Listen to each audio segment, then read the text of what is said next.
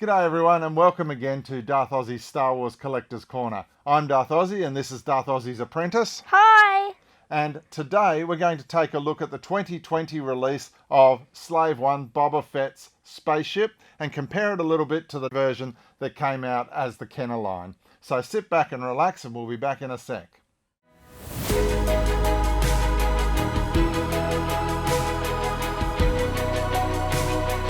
Okay, so to have a look at the differences, and there are some glaring differences, as well as some of the similarities in the two Slave One ships, my little apprentice here is going to go through the one that came out as part of the Kenner line for the Empire Strikes Back, as well as this 40th anniversary Empire Strikes Back 2020 release of Slave One.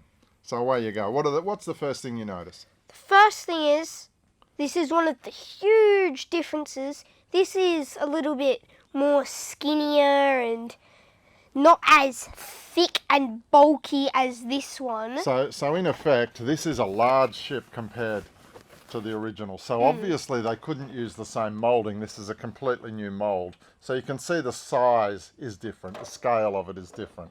Yep, what else? The guns on the front, these move both together. Yep. But these ones move independently. Okay, and what else is different about the guns? These ones shoot out projectiles and these ones don't. They're just fixed. Yep. What else we got? The wings Yeah. move. Okay, so pick that one up. Hold that up. So how do the wings move on that? Tilt it backwards and forwards. Right. So the wings move independently as the ship tilts, whereas on this one, you actually have to tilt the wings into different landing position or flying position. So that's a little bit different. Yeah. What else? With this one, it has a lock position for the wings. Okay, so that's a trigger. And this one, well, it's already got the lock position because you have to turn it Yep. for it to do that, Yep. for it to The move. other thing too is you might have noticed he was holding onto it, weren't you? With what? A handle. A handle. So there's a handle built into the bottom of that, where there's no handle in this one. So that makes this one a little bit easier to fly around as a playable toy. Might not be able to see this. Yeah. But is this the cockpit? Yeah. the cockpit, So the whole cockpit comes off on the old one. it comes off, you can see inside, and then you can make the seat move up there's a and ratchet. down. Yep. Okay, so on this position, on this one, the cockpit opens that way, so it is attached by a hinge just here. And what happens with the seats inside here? Usually, you're meant to move these, and then the the seats seats will flip into position. Yeah. position. All right, cool. Now, also on this ship, and this is a very big ship, as we've just said, it's probably closer to the right scale. We've got a Boba Fett standing here, and it does come with Han in carbonite. So the original also came with a Han in carbonite, and obviously for the size of Boba Fett, 3 3/4 inch figures haven't changed in size, so the two carbonite blocks are roughly the same size, and the two Bobbas that would use these are the same size.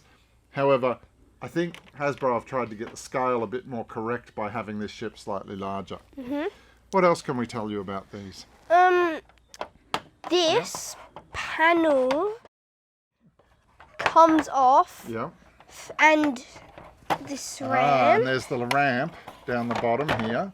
and so you're that we meant can- to get like Boba to lift it up, and Yeah. it goes into the ship like that. And it fits inside, yeah. On this one? On this one, there is that thing, but there's just a wall there.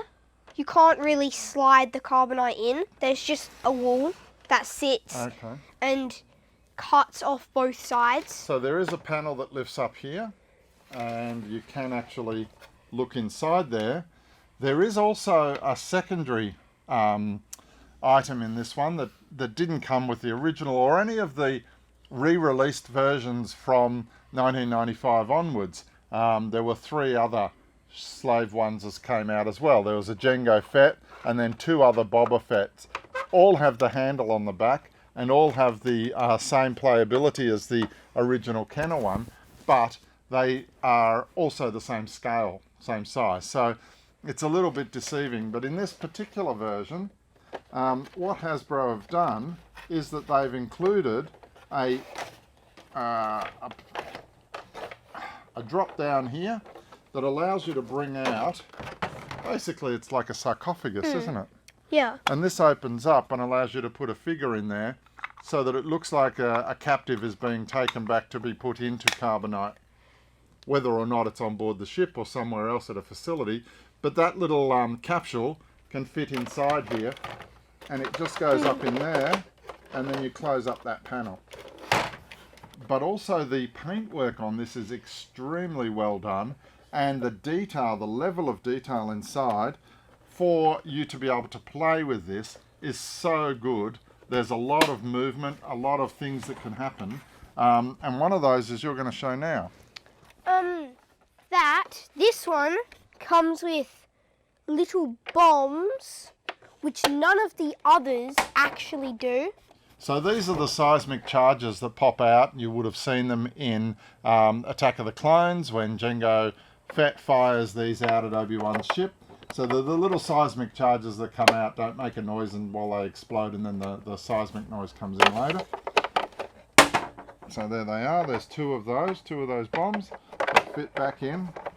And there's buttons on the side that actually allow them to pop out. This ship is quite expensive. It retails in Australia for around $275. Now, that's a lot of money for a ship that, yes, it has beautiful paintwork on it, but when I compare it to, say, the Mandalorian troop transport that was quite expensive, or the tank that came out, the turbo tank that came out a couple of years ago for Rogue One, value for money, I don't know. What do you think? What would you give it a rating of?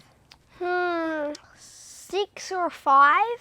Well, pick one. 5, probably. 5. All right, why? Because it has no electronics. Yep. It's probably ridiculously expensive for what it is. Yep.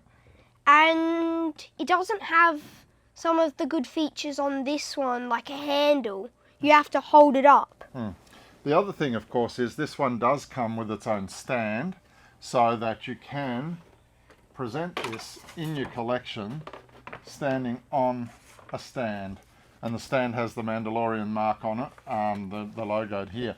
But a clear stand that allows it to stand up, which if you're displaying it is great. If you're trying to suspend it, it's a little bit different. But yeah, as my little buddy here said, there's no handle to hold it to fly it around, so that your playability is a bit limited. So we're going for 5. a 5? All right, so we're giving it a 5. It is a lot of money, and you'd have to make your own determination as to whether or not you think it's worthwhile.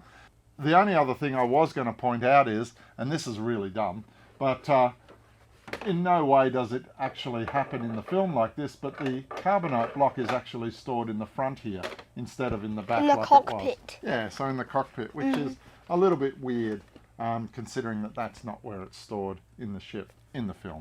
So, yep. It's probably because they've blocked that off, and they're probably like, nothing can fit through there. It's a tiny hole. Yeah. And then with this one, they've made a panel that comes off. That's right. And the panel that's on the side here is more for playing inside the back of the ship. So that's the Slave 1, the 2020 version, comparable to the older versions, and a look through it. My little mate here's given it a score. And so it's just for us to now say, if you like our videos, what do you need to do? Like, subscribe, and hit that bell. That's right. So if you want to check out any of our other stuff, and also go and have a look at our affiliate Goodies Toys. He has a website, and he's also an eBay seller. So have a look at stuff there, particularly new stuff that's coming out. And until next time, we'll say Bye. Okay, see you later, and may the Force be with you.